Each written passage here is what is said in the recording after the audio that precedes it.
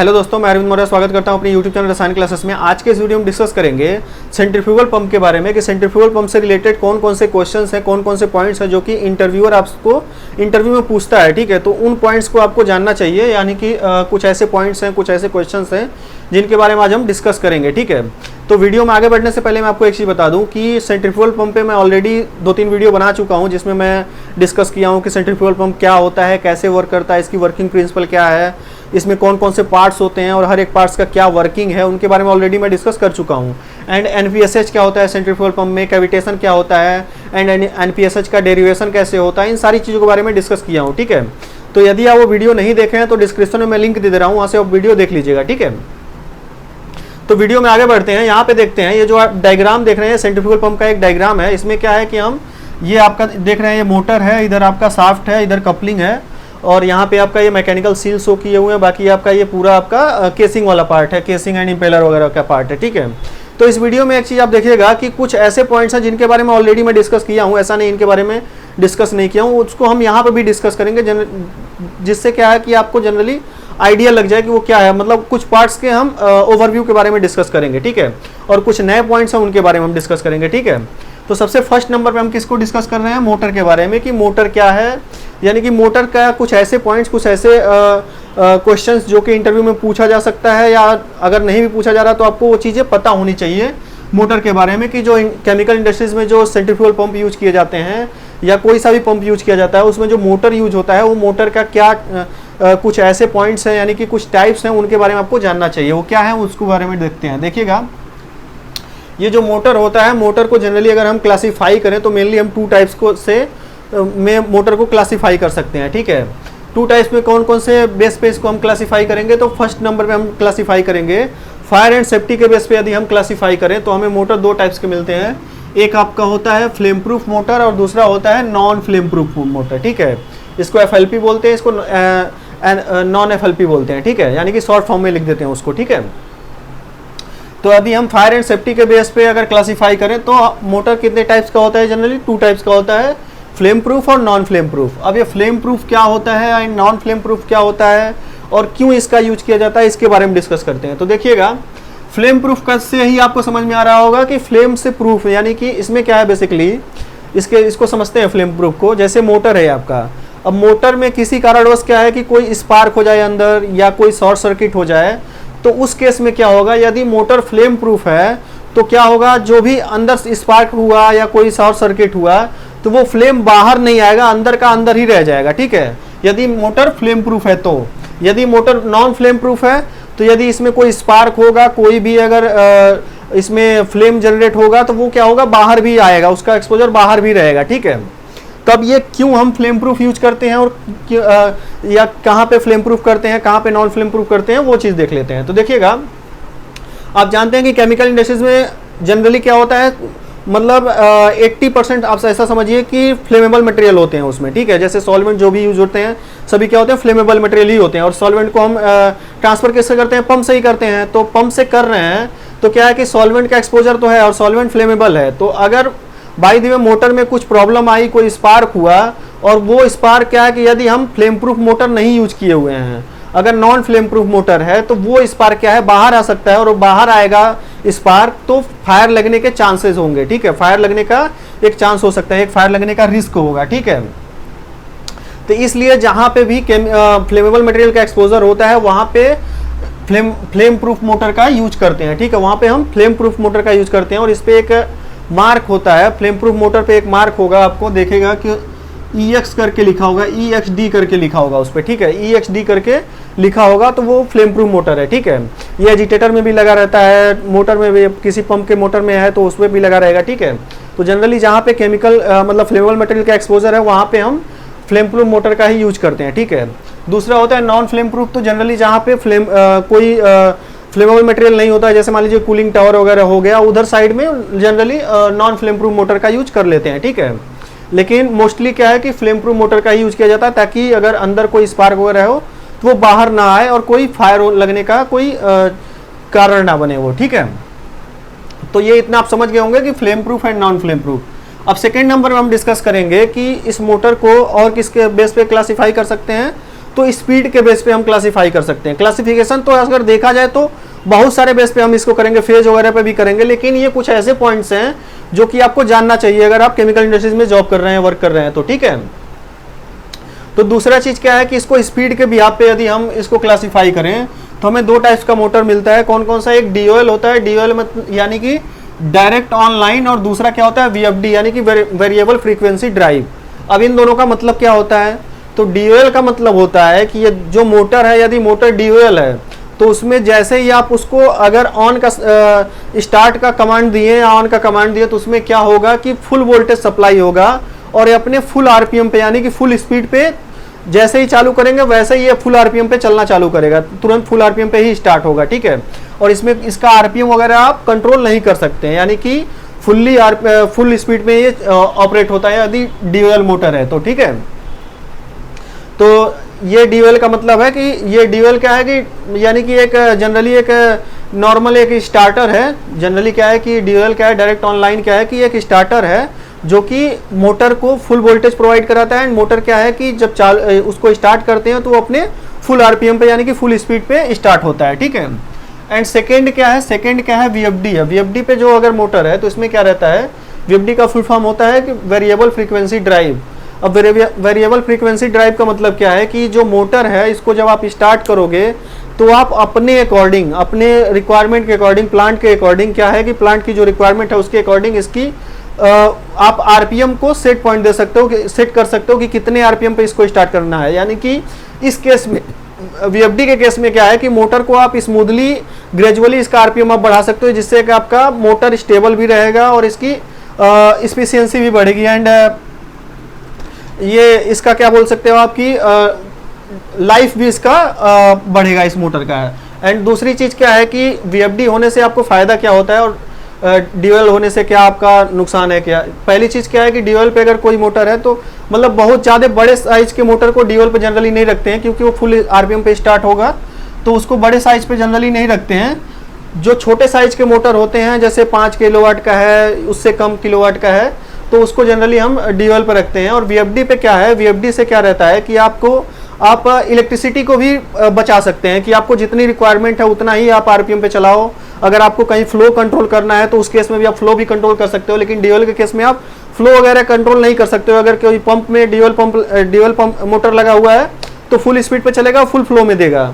लेकिन अगर आप वीएफडी पे है तो उसका फ्लो भी कंट्रोल कर सकते हो। एंड अगर आपको रिक्वायरमेंट कम है कहीं पे, जैसे मान लीजिए वीएफडी आपका एजिटेटर में भी लगता है, एजिटेटर में आपका आरपीएम आपके रिक्वायरमेंट के अकॉर्डिंग क्या है कि कभी ज़्यादा चाहिए हो या कम चाहिए हो, तो उसके अकॉर्डिंग क्या है कि आप इलेक्ट्रिसिटी भी बचा सकते हो, यानी कि पावर कंजप्शन भी कर सकते हो। तो वीएफडी में काफ़ी सारे फायदे होते हैं। लेकिन एक चीज़ है, डीएल काफ़ी चीप होता है लेकिन वीएफडी महंगा होता है, काफ़ी कॉस्टली होता है, एक एडवांस डिवाइस होता है ये वीएफडी, ठीक है।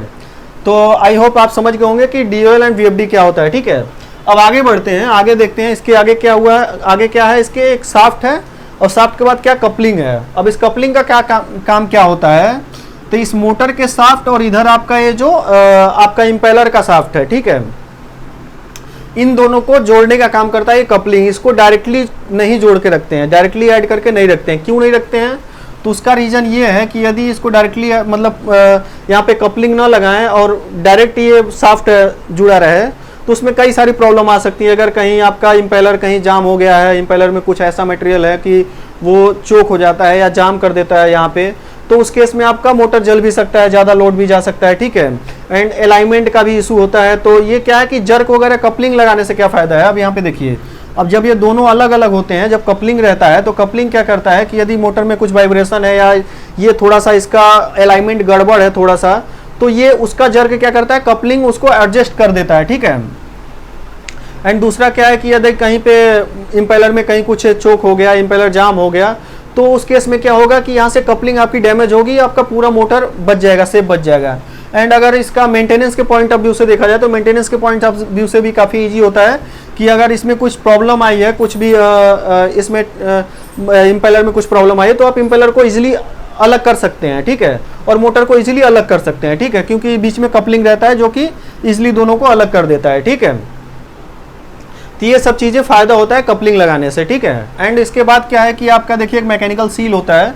मैकेनिकल सील जस्ट आपका इम्पेलर जो होता है, यानी कि ये जो आप देख रहे हैं केसिंग और इम्पेलर है, इसके बारे में हम बहुत ज़्यादा डिस्कस नहीं करेंगे केसिंग और इम्पेलर के बारे में, क्योंकि ऑलरेडी मैं एक वीडियो डिस्कस बनाया हूँ उस पर कि इम्पेलर कितने टाइप्स का होता है, केसिंग कितने टाइप्स की होती हैं, तो वो आप देख लीजिएगा, ठीक है।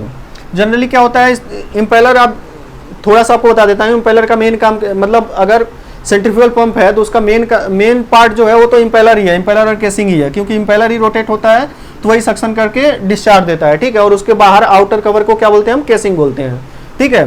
तो इम्पेलर से जो शाफ्ट जुड़ा रहता है, इम्पेलर से जो शाफ्ट आगे निकलता है, वहाँ पे एक मैकेनिकल सील लगाई जाती है, ताकि यहाँ से जो भी फ्लूइड ये सक करके डिस्चार्ज कर रहा है वो फ्लूइड यहाँ से लीक ना हो, यहाँ से लीकेज ना हो, क्योंकि शाफ्ट है तो कुछ ना कुछ तो गैप रहेगा, तो उसके लिए यहाँ पे मैकेनिकल सील या ग्लैंड का यूज करते हैं, ठीक है। तो यहाँ पे मैकेनिकल सील होता है। बाकी आप ये देख रहे हैं कि आपका ये केसिंग एंड इम्पेलर है, ठीक है। अब इसके बाद हम देखेंगे, इसके बाद क्या हम देखेंगे, ये आपका सक्शन नोजल है, डिस्चार्ज नोजल। अब यहाँ से आप ध्यान दीजिएगा, ये कुछ ऐसे पॉइंट्स हैं जो कि आपको पता होना चाहिए और इंटरव्यूअर पूछ लेता है आपको, ठीक है। अब यहाँ पे देखिए सक्शन नोजल है, डिस्चार्ज नोजल है। अब इसमें क्या है कि सक्शन नोजल एंड डिस्चार्ज, आप जनरली सेंट्रीफ्यूगल पंप को देखेंगे तो उसमें सक्शन नोजल और डिस्चार्ज नोजल दोनों में डिफरेंस रहेगा, उसके डाया में, ठीक है। डाया में क्या डिफरेंस रहेगा कि सेंट्रीफ्यूगल पंप का जो सक्शन नोजल होता है उसका डायमीटर ज़्यादा होता है कंपेरिजन टू डिस्चार्ज डायमीटर, ठीक है। क्यों होता है वो समझ लेते हैं, ठीक है। तो देखिएगा, सक्शन नोजल का डायमीटर इसलिए ज़्यादा रखते हैं ताकि, क्योंकि लिक्विड जब ये सक करता है तो यहाँ पे सक्शन क्रिएट हो रहा है जनरली, तो सक्शन क्रिएट हो रहा है तो यहाँ पे हमें एनपीएसएच भी मेंटेन करना होता है। एनपीएसएच यानी कि जिससे कैविटी ना हो, कैविटेशन ना हो। कैविटेशन के बारे में ऑलरेडी मैं बता चुका हूँ, लेकिन यहाँ पे थोड़ा सा डिस्कस कर देता हूँ कि कैविटेशन में जनरली क्या होता है, जब किसी सेंट्रीफ्यूगल पंप के सक्शन प्रेशर और जो लिक्विड हमें सक करना है उस लिक्विड के वेपर प्रेशर से सक्शन प्रेशर कम हो जाता है, तो उस केस में क्या होता है, वो लिक्विड ही वेपोराइज होने लगता है, ठीक है। तो लिक्विड वेपोराइज होकर इस इम्पेलर पे कोलैप्स होने लगते हैं, तो वही उसी को कैविटेशन बोलते हैं। तो यहाँ पे सक्शन प्रेशर को मेंटेन करने के लिए, यानी कि सक्शन प्रेशर इतना ज़्यादा कम ना हो जाए जो लिक्विड हमें सक करना है उस लिक्विड के वेपर प्रेशर से कम हो जाए, तो उसके लिए हमें मेंटेन करने के लिए कि यानी कि लिक्विड का जो सक्शन प्रेशर है वो वेपर प्रेशर से थोड़ा सा ज़्यादा होना चाहिए, ठीक है। सक्शन तो होना चाहिए लेकिन लिक्विड का वेपर प्रेशर होगा उससे थोड़ा सा ज़्यादा होना चाहिए ताकि कैविटेशन ना हो। तो उसके लिए यहाँ पे इसकी जो डाया होती है वो थोड़ा ज़्यादा रहते हैं और डिस्चार्ज में हम इसकी डाया थोड़ा कम करते हैं ताकि हमारा वेलोसिटी यहाँ पे हमें मिले, वेलोसिटी यानी कि प्रेशर हमें ज़्यादा मिले यहाँ पे, ठीक है। अब दूसरा चीज़, अब यहाँ पे क्या है, अब इसके सक्शन लाइन में एक चीज़ और देखिए। सक्शन लाइन में आप देखोगे जब भी सेंट्रीफ्यूगल पंप होगा तो सक्शन लाइन में एक आपका यहाँ पे इसेंट्रिक रिड्यूसर लगा होता है। ये बहुत, इसको आपको समझना चाहिए इसको अच्छे से। इसेंट्रिक, अब ये इसेंट्रिक रिड्यूसर क्या होता है, जनरली क्या होता है कि ऊपर से फ्लैट होता है लेकिन नीचे से कोनिकल होता है। अब इसमें, अभी जैसे मान लीजिए आपको सपोज दैट आप कहीं पे प्लांट में, आपका कोई प्लांट इरेक्शन हो रहा है, वहाँ पे कोई पंप का लाइन वगैरह बन रहा है और उस केस में आप देख रहे हो, आप पीएनआईडी वगैरह वेरिफिकेशन कर रहे हो, आप वहाँ पे इंस्ट्रक्शन दे रहे हो, तो उस केस में यहाँ पे ये चीज़ देखना बहुत ज़रूरी है कि कहीं ऐसा ना हो कि ये जो इसेंट्रिक रिड्यूसर है इसका जो ये वाला पार्ट है, कोनिकल वाला पार्ट है, ये ऊपर हो जाए। ऊपर नहीं होना चाहिए, ये हमेशा नीचे डायरेक्शन में होना चाहिए, और फ्लैट वाला पार्ट है वो ऊपर होना चाहिए। क्यों होना चाहिए वो चीज़ देखिए।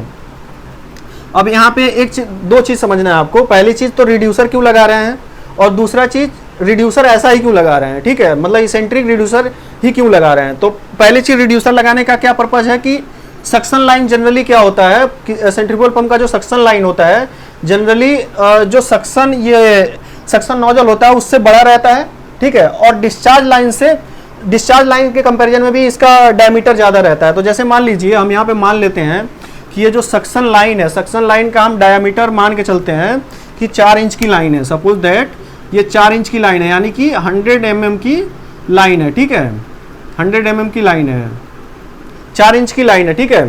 तो 4 इंच की लाइन है तो यहाँ पे रिड्यूसर हम मान लेते हैं कि 100 इंटू, सॉरी यहाँ पे अच्छे से लिख देता हूँ, 100 इंटू 80 mm का यहाँ पे रिड्यूसर लगा, यानी कि ये नोजल जो है सेंट्रीफ्यूगल पंप का जो नोजल है वो कितना है, 80 mm का है, ठीक है, और सक्शन लाइन कितना है, 100 mm का, यानी कि 4 इंच की लाइन है, और ये जो सेंट्रीफ्यूगल पंप का सक्शन है वो कितना है, 3 इंच का है, ठीक है।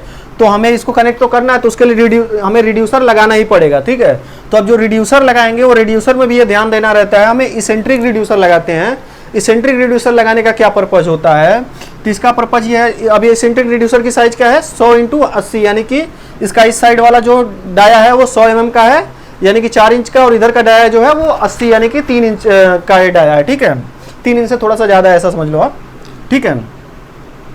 तो इसेंट्रिक लगाने का पर्पज क्या है, इसेंट्रिक लगाने का पर्पज है कि अगर हम यहाँ पे इसेंट्रिक नहीं लगाएं और सपोज दैट हम यहाँ पे ऐसे कोनिकल टाइप का रिड्यूसर लगा दिए हैं, या यही इसेंट्रिक हम क्या करें कि ऊपर से कोनिकल करके ऐसे करके लगा दिए, ठीक है, तो उस केस में क्या होगा, इस केस में क्या होगा कि यहाँ पे जब इधर से लिक्विड कोई आएगा तो यहाँ तक तो भर जाएगा यहाँ तक, लेकिन इसके बीच में यहाँ पे ध्यान से आप समझिएगा, ये क्या है कि आपका रिड्यूसर है, तो यहाँ तक तो लिक्विड भर जाएगा, लेकिन इसके ये जो गैप है, इस गैप में एयर पॉकेट्स बनेंगे, ठीक है, यहाँ पे क्या होंगे एयर पॉकेट्स बनेंगे, जिससे क्या होंगे इसमें कैविटेशन वगैरह हो सकते हैं, और एयर पॉकेट्स की वजह से सक्शन में भी प्रॉब्लम आएगा, ठीक है।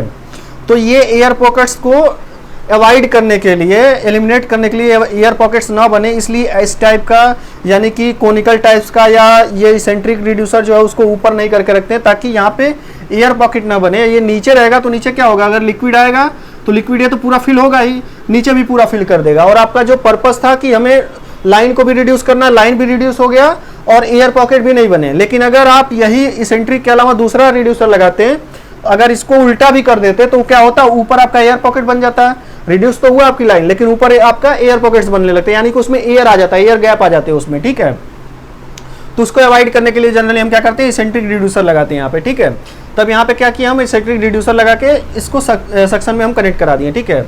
उससे पहले क्या है, उससे पहले आपका एक आपका यहाँ पे आपका स्ट्रेनर आता है। स्ट्रेनर जनरली क्या वर्क होता है स्ट्रेनर का, तो कोई भी सेंट्रीफ्यूगल पंप है या कोई भी पंप होता है जनरली, तो उसके सक्शन में हम स्ट्रेनर लगाते ही हैं, ताकि जो हम जिस भी टैंक से जहाँ से भी लिक्विड हमें लेके ट्रांसफ़र करना है, तो उस लिक्विड में कोई भी सस्पेंडेड सॉलिड हो या कुछ भी सॉलिड चीज़ हो सकता है जो कि इम्पेलर में आके फंस जाए, मतलब फंसने के चांसेस हों, उसको अवॉइड करने के लिए हम पहले स्ट्रेनर लगा देते हैं, ताकि जो भी इसमें कोई कोई सस्पेंडेड सॉलिड हो गया, कुछ और चीज़ है जो कि कोई कपड़ा हो गया, कुछ भी हो गया, कोई पॉलीथीन वगैरह हो गया, या कोई मेटल का पार्ट हो गया जो कि टैंक में गिर गया हो, सक्शन होके आए और अगर इंपेलर तक जाएगा, यहाँ पे स्ट्रेनर नहीं लगाएंगे तो इंपेलर तोड़ देगा वो, ठीक है, पंप आपका डैमेज होगा, ठीक है। तो उसको अवॉइड करने के लिए हम स्ट्रेनर लगा देते हैं, ताकि जो भी यहाँ पे मतलब लिक्विड के अलावा जो भी चीज़ें हैं, एक्स्ट्रा चीज़ें हैं जो कि पंप को एबनॉर्मल कर देंगे, यानी कि ये डैमेज करने के चांसेस हैं, तो वो पहले ही यहाँ पे छन जाएंगे, ठीक है। वो छन के, यानी कि स्ट्रेनर का काम जस्ट एक फिल्ट्रेशन का होता है, ये फिल्टर करके लिक्विड को ट्रांसफर करता है, ताकि इसमें जो भी सस्पेंडेड सॉलिड है वो यहाँ पे रह जाए, या कोई और अदर मटेरियल है तो वो यहीं पे रुक जाए, ठीक है। तो जैसे स्ट्रेनर का वर्क होता है। और इससे पहले आप देखें तो यहाँ पे एक चीज़ और होता है, यहाँ पे एक ड्रेन वॉल भी होता है, वो चीज़ मैं शो नहीं किया हूँ, यहाँ पे सक्शन वॉल को भी नहीं शो किया हूँ। और ये रिक्वायरमेंट के अकॉर्डिंग क्या है कि कहीं पे यहाँ पे सक्शन में भी पीजी देगा, डिस्चार्ज में भी पीजी देगा, वो आपका प्लांट के रिक्वायरमेंट के अकॉर्डिंग डिजाइन हो सकता है, ठीक है। तो आप ऐसा ना कहिएगा कि कई सारी चीज़ें हम यहाँ पे नहीं मेंशन किया, भूल गए, वो मैं जस्ट आपको एक लॉजिक समझाने के लिए मैं कुछ चीज़ें को यहाँ पे हम शो किए हुए हैं, ठीक है। अब डिस्चार्ज की बात करते हैं। अब डिस्चार्ज में देखिए क्या है, सक्शन आपका कितना था, सक्शन हमारा जो ये पंप का जो सक्शन नॉजल था वो कितना था, 80 mm का था। तो हम आपको बताए हैं कि सेंट्रीफ्यूगल पंप का जो सक्शन नॉजल है हमेशा डिस्चार्ज नॉजल से बड़ा रहता है। तो अगर सक्शन नॉजल 80 का है तो डिस्चार्ज मान लीजिए कितने का रहेगा, मान लेते हैं कि 65 mm का है, 65 mm का है, ठीक है। तो अब 65 mm का है तो पूरी लाइन तो हमें 65 mm के ले जाएंगे नहीं, हमें लाइन भी एक्सपेंड करनी होगी, ठीक है। तो उसके लिए क्या है, क्योंकि सक्शन तो हम 4 इंच का है तो डिस्चार्ज भी तो एटलीस्ट 3 इंच का हमें रखना ही होगा। तो उसके लिए क्या है कि 65 से आप एक्सपेंडर एक लगाएंगे।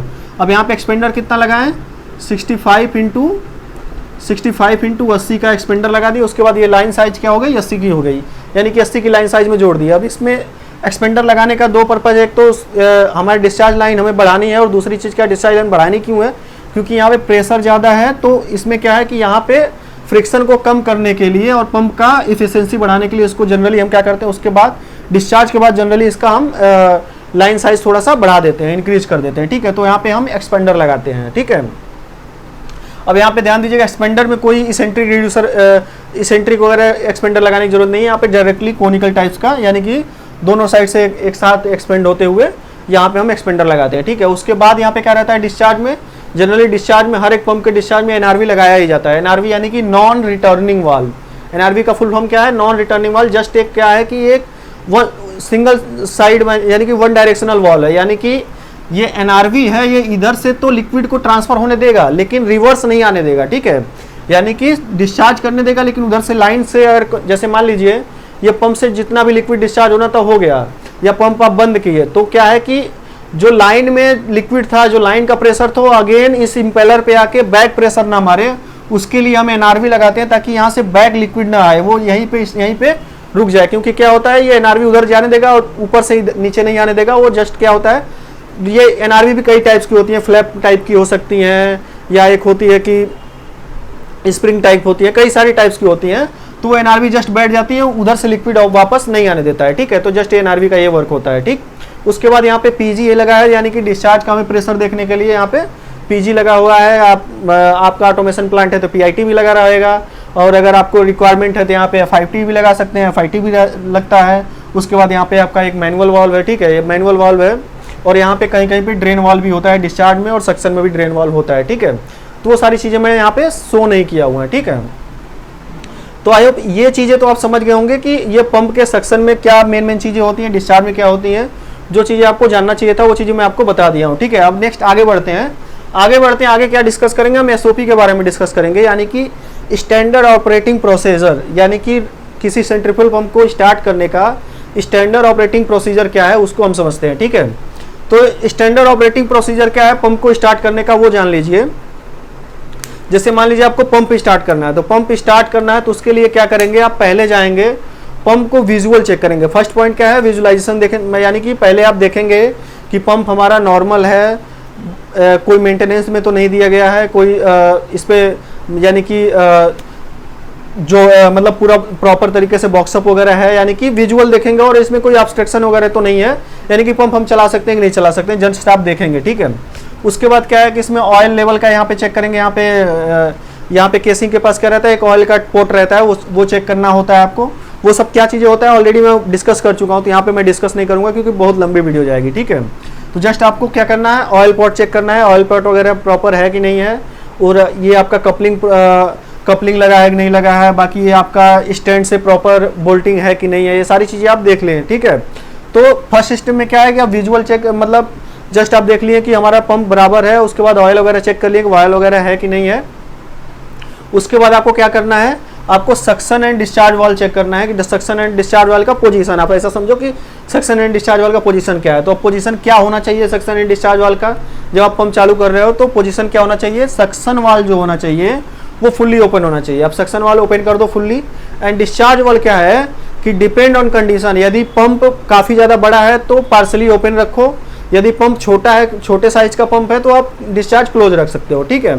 यानी कि आपको सक्शन फुल्ली ओपन रखना है, डिस्चार्ज को या तो पार्सली ओपन रखना है या तो फुल्ली क्लोज रखना है, ठीक है।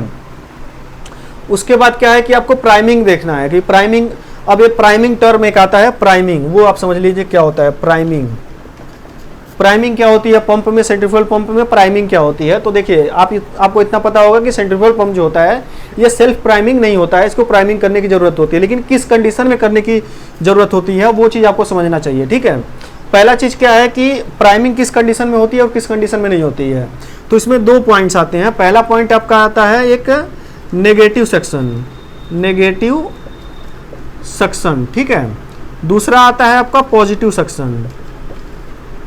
सक्शन, ठीक है। यदि नेगेटिव सक्शन है तो आपको प्राइमिंग करनी होगी, यदि पॉजिटिव सक्शन है तो आपको प्राइमिंग करने की जरूरत नहीं है। अब नेगेटिव सक्शन और पॉजिटिव सक्शन का मतलब क्या है वो समझ लीजिए। तो नेगेटिव सक्शन का मतलब है कि यदि पंप का जो इंपेलर है और उसका क्या है कि ये जो सक्शन लाइन है, सक्शन लाइन इस पंप से, ऐसा समझो कि पंप का जो आई है उससे अगर नीचे से लेना है, आई या समझो या तो आप इसके फाउंडेशन ही समझ लो, ऐसा समझो कि आप ये पंप से अगर नीचे से सक करना है कोई मटेरियल, यानी कि अंडरग्राउंड से सक करना है या किसी संप से सक करना है, या कहीं से, जैसे मान लो आप गांव में जो इंजन्स वगैरह होते हैं या टुल्लू पंप वगैरह होते हैं, ये सब क्या होते हैं, सारे नेगेटिव सक्शन है, क्योंकि इनको अर्थ से खींचना रहता है, मतलब जमीन के अंदर से लिक्विड को सक करना रहता है, पानी को सक करना है। या तो अगर आप केमिकल इंडस्ट्रीज में देखोगे बहुत सारे अंडरग्राउंड में टैंक होते हैं, ठीक है। तो उस अगर अंडरग्राउंड टैंक से सक करना है और पंप ऊपर लगा हुआ है, तो यानी कि जो पंप का सक्शन है वो पंप से नीचे इस डायरेक्शन में, जैसे मान लीजिए पंप है और ये अगर इधर से सक करना है, यानी कि ये फाउंडेशन से नीचे है अगर सक्शन, तो वो नेगेटिव सक्शन कहलाएगा, ठीक है। तो इस केस में तो आपको प्राइमिंग करने की जरूरत होती है, और प्राइमिंग एक बार किया जाता है, उसके बाद क्या है कि इसके सक्शन में जनरली एक फुट वॉल लगा दिया जाता है, ताकि क्या है कि एक बार तो आप प्राइमिंग कर दिए, पंप चालू कर दिए, उसका पंप बंद करेंगे तो ये लाइन जनरली आपकी भरी रहेगी सक्शन। और ये प्राइमिंग का मतलब क्या होता है, प्राइमिंग का मतलब ये होता है, पहले समझ लीजिए प्राइमिंग का मतलब है कि आपका सक्शन लाइन से लेके इंपेलर तक उस लिक्विड को फिल कर देना, ठीक है। क्योंकि सेंट्रीफ्यूगल पंप क्या है कि सेल्फ अगर इसको चालू करेंगे तो इतना सक्शन नहीं लेगा कि अगर यहाँ पे लिक्विड नहीं है तो उसको सक कर दे, यहाँ पे इसको पूरा इंपेलर तक लिक्विड होना चाहिए, तभी वो सक्शन चालू करेगा, ठीक है। तो प्राइमिंग का मतलब जनरली क्या होता है कि उसके इंपेलर तक उस लिक्विड को फिल कर देना, ठीक है। तो अगर नेगेटिव सक्शन है तो उसमें हम क्या करेंगे, एक बार प्राइमिंग करेंगे, उसके बाद जब अगेन अगेन पंप चालू होता रहता है तो जनरली यहाँ पे फुट वॉल लगा रहता है, जिससे हमारी प्राइमिंग दोबारा करने की जरूरत नहीं होती, क्योंकि ये लाइन जनरली भरा रहता है। दूसरा केस क्या होता है, पॉजिटिव सक्शन। पॉजिटिव सक्शन का मतलब क्या है कि जनरली आप देखे होंगे कि आपका ये क्या है, टैंक है। अब टैंक के बॉटम से क्या एक लाइन है और यहाँ पे एक पंप जोड़ दिए और पंप से यहाँ पे डिस्चार्ज कर रहे हैं। तो क्या हो रहा है, टैंक जो है इस पंप से हाइट पे है, यानी कि जो सक्शन ले रहा है ये इस इंपेलर की आई से ऊपर से लेना है इसको, ठीक है। यानी कि इस टैंक में मटेरियल है, तो इसमें आपको प्राइमिंग करने की जरूरत नहीं है, आप वॉल खोलेंगे डायरेक्टली यहाँ तक आपका लिक्विड आएगा ही आएगा, क्योंकि ये पॉजिटिव सेक्शन है। तो आपको ये चीज समझना होगा कि नेगेटिव सेक्शन के केस में हम प्राइमिंग करते हैं, पॉजिटिव सेक्शन के केस में हमें प्राइमिंग करने की कोई जरूरत नहीं है। आप जैसे ही सेक्शन वाल ओपन करोगे आपका वहां तक लिक्विड आ ही जाता है, ठीक है। तो जस्ट वो प्राइमिंग हो ही गया मतलब। तो उसके बाद क्या है कि आप पंप चालू करोगे और डिस्चार्ज वाल को धीरे धीरे ओपन करेंगे। अगर फुल्ली क्लोज रखे हैं तो भी धीरे धीरे ओपन रखेंगे, ग्रेजुअली ओपन मतलब पार्शली ओपन है, थोड़ा क्लोज है तो भी धीरे धीरे उसको सक्शन वाल मतलब डिस्चार्ज वाल फुल्ली ओपन कर देंगे, ठीक है। और आपका उसके बाद फ्लो वगैरह देख लेंगे, प्रॉपर चल रहा है, पंप में वाइब्रेशन वगैरह कुछ नहीं है, जस्ट आप देख लिए पंप आपका रन हो गया, ठीक है। तो जनरली ये आपका ये SOP होता है, ठीक है। अब नेक्स्ट डिस्कस करते हैं पंप का अरेंजमेंट। पंप के अरेंजमेंट के बारे में डिस्कस करेंगे कि पंप का अरेंजमेंट कैसा होता है, ठीक है। पंप के अरेंजमेंट के बारे में डिस्कस करेंगे। अब पंप का कुछ अरेंजमेंट होता है, जैसे मान लीजिए हमें क्या होता है कि कहीं कहीं आप देखे होंगे, जनरली आपको बता ही देता हूँ। जैसे मान लीजिए अगर हमें कहीं पे फ्लो ज़्यादा चाहिए हो, जैसे मान लीजिए कहीं पे हमें बहुत ज़्यादा फ्लो चाहिए, तो फ्लो अगर ज़्यादा चाहिए तो ये क्वेश्चन पूछा जाता है कि हमें अगर फ्लो ज़्यादा चाहिए तो पंप को किस सीरीज में मतलब कैसा अरेंजमेंट करेंगे। अगर 2-3 पंप है हमारे पास, मान लीजिए 2 पंप है, 3 पंप है, 4 पंप है, और उन्हें हमें क्या करना है कि ऐसे अरेंजमेंट में उसे जोड़ना है जिससे क्या है कि हमारा फ्लो ज़्यादा मिले, ठीक है। तो यदि हमें फ्लो ज़्यादा चाहिए तो पंप का जो अरेंजमेंट होता है जनरली वो क्या होता है, पैरेलल में होता है। पैरेलल, अगर फ्लो ज़्यादा चाहिए तो हमें क्या कौन सा अरेंजमेंट करते हैं, पैरेलल अरेंजमेंट करते हैं। पैरेलल उसको पंप को ज्वाइन करेंगे। कैसे करेंगे, जैसे मान लीजिए 2 पंप या 3 पंप है, तो जैसे मान लीजिए पैरेलल का मतलब क्या हुआ, एक पंप ये हो गया, दूसरा पंप हो गया, ठीक है। अब क्या है, इसका भी सक्शन है, इसका भी सक्शन है, हो सकता है दोनों एक लाइन से आ रही हो या एक टैंक से आ रहे हो, ठीक है। इन दोनों का डिस्चार्ज होगा, एक कॉमन हेडर से जुड़ेगा और वहां से आपका एक सिंगल डिस्चार्ज आएगा। यानी कि पैरेलल का मतलब है क्या है कि 2 पंप है, 3 पंप है, सबका डिस्चार्ज सिंगल लाइन में जोड़ के सिंगल डिस्चार्ज देंगे, ठीक है। तो वो आपका है पैरेलल अरेंजमेंट, ठीक है। तो पैरेलल अरेंजमेंट में क्या होता है हमारा, पैरेलल अरेंजमेंट में हमें फ्लो ज़्यादा मिलता है, यानी कि पैरेलल अरेंजमेंट में हमें क्या है, फ्लो ज़्यादा मिलता है। फ्लो में क्या है, फ्लो में F1 F2 यानी कि जितने पंप आप जोड़ोगे उतना फ्लो आपका बढ़ता चला जाएगा, F1 F2 F3 ऐसा बढ़ता जाएगा। लेकिन इसमें हेड नहीं बढ़ेगा, इसमें हेड का आपका क्या होगा, कांस्टेंट रहेगा। हेड यानी कि हेड आपका इक्वल रहेगा, हेड आपका कांस्टेंट रहेगा। हेड कांस्टेंट का मतलब क्या है, फ्लो और हेड का मतलब आप समझ लो। फ्लो मतलब उसकी वेलोसिटी ज़्यादा, फ्लो ज़्यादा, यानी कि 1 मिनट में कितना ज़्यादा लिक्विड वो फ्लो कर दिया, वो आपका फ्लो हो गया, ठीक है। एंड हेड मतलब हाइट, कितनी ऊंचाई तक ले जाना है आपका। कहीं मान लीजिए आपको कोई मटेरियल है उसको बहुत हाइट तक पहुंचाना है, मतलब जैसे मान लीजिए आपका पंप यहाँ पे है, सपोज दैट यहाँ पे आपका पंप है यहाँ पे, और आपको बहुत ज़्यादा हाइट पे 3-4 मंजिले 10 मंजिले मतलब बहुत ज़्यादा हाइट पे ले जाना है। मान लीजिए कि 100 मीटर ऊपर तक ले जाना है, 100 मीटर हाइट तक ले जाना है। तो 100 मीटर हाइट तक ले जाना है तो जनरली आप पैरेलल फ्लो में रखोगे तो आपका हाइट वहाँ तक नहीं जाएगा, ठीक है। तो उस केस में हम क्या करते हैं, सीरीज में उसको जोड़ते हैं। उस केस में उसको हम सीरीज में जोड़ते हैं, ठीक है। सीरीज में अगर हम पंप को जोड़ते हैं तो उस केस में हमें फ्लो कांस्टेंट रहता है और हमारा हेड ज़्यादा मिलता है। तो हेड ज़्यादा करने के लिए क्या करते हैं, सीरीज में सीरीज में जनरली पंप को क्या करते हैं, जैसे मान लीजिए एक पंप है, इसका सक्शन ये रहा, डिस्चार्ज ये रहा, ठीक है, तो फिर दूसरा पंप जोड़ेंगे इसी में, ठीक है। दूसरा पंप क्या है कि पहले पंप का डिस्चार्ज, दूसरे पंप का सक्शन बनेगा और ये डिस्चार्ज करेगा, और अगर हो सकता है आपको और पंप की जरूरत है तो यहाँ पे एक और पंप डाल दो, यहाँ पे एक और पंप इसमें जोड़ दिए, तो पहले पंप का सक्शन तो किसी टैंक से है, ठीक है, तो पहले पंप का सक्शन, दूसरे का डिस्चार्ज, पहले का डिस्चार्ज जो बना दूसरे का सक्शन बन जाएगा, फिर दूसरे का जो डिस्चार्ज बनेगा तीसरे का सक्शन बन जाएगा, और फाइनली तीसरे का जो डिस्चार्ज होगा वो आपको हाई हेड देगा, यानी कि बहुत ज़्यादा हेड देगा। तो इस केस में क्या होता है, हेड अगर आपको ज़्यादा चाहिए तो जितने पंप आप जोड़ोगे H1, H2, H3, वो आपका हेड बढ़ता जाएगा, यानी कि ज़्यादा हाइट तक वो पहुँचाएगा, और इस केस में आपका फ्लो कांस्टेंट रहेगा। तो आप ये चीज़ ध्यान रखिएगा, यदि आपको फ्लो ज़्यादा चाहिए तो पंप को पैरेलल में जोड़ेंगे। अब उसका एग्जांपल आपको मैं बता देता हूँ, आप प्लांट में देख लीजिएगा। जैसे आप कूलिंग टावर में जाइएगा, कूलिंग टावर पे या तो आप फायर हाइड्रेंट की लाइन देखिएगा, तो फायर हाइड्रेंट की लाइन में क्या रहता है, जनरली पंप को पैरेलल में जोड़ते हैं, पैरेलल में, क्योंकि वहाँ पे हमें फ्लो ज़्यादा चाहिए होता है, ठीक है। तो बहुत सारे पंप को जोड़ के एक कॉमन हेडर देते हैं और कॉमन हेडर से एक सिंगल डिस्चार्ज देते हैं, तो पैरेलल वहाँ पे अरेंजमेंट होता है, ठीक है। और अगर कहीं पे हमें ज़्यादा हेड चाहिए, बहुत हाइट तक पहुँचाना है, तो उस केस में हम सीरीज में उसको जोड़ते हैं, ठीक है। तो आई होप आपको काफ़ी चीज़ें इस वीडियो में क्लियर हो गई होंगी, ठीक है। तो मिलते हैं नेक्स्ट वीडियो में।